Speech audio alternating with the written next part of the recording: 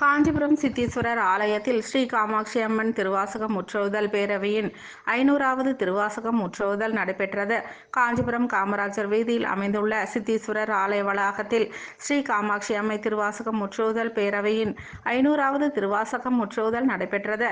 இதில் சிறப்பு அழைப்பாளராக மூத்த புலவர் சரவண சதாசிவம், நால்வர் நற்பணி மன்றத்தை சேர்ந்த டிஎஸ்பி வேலியப்பன், வள்ளலார் மன்றத்தை சேர்ந்த ஜோதி கோட்டீஸ்வரன், தெய்வ தமிழ் மாமன்றத்தை சேர்ந்த ராமலிங்கம், பேராசிரியர் சிவ சாமுண்டீஸ்வரி ஆகியோர் சிறப்பு அழைப்பாளராக கலந்து கொண்டு விழாவினை சிறப்பித்தனர். இவர்களுக்கு சிவ வசந்தா தலைமையில் பொன்னாடைகள் அணிவித்து கௌரவிக்கப்பட்டது. மேலும் 109 சிவபக்தர்களுக்கு சான்றுகளும் பொன்னாடைகளும் வழங்கப்பட்டு அன்னம்பாளிப்பும் நடைபெற்றது. நிகழ்ச்சி ஏற்பாடுகளை சிவ வசந்தா சிவ பக்தர்களுடன் இணைந்து சிறப்பாக செய்திருந்தார்.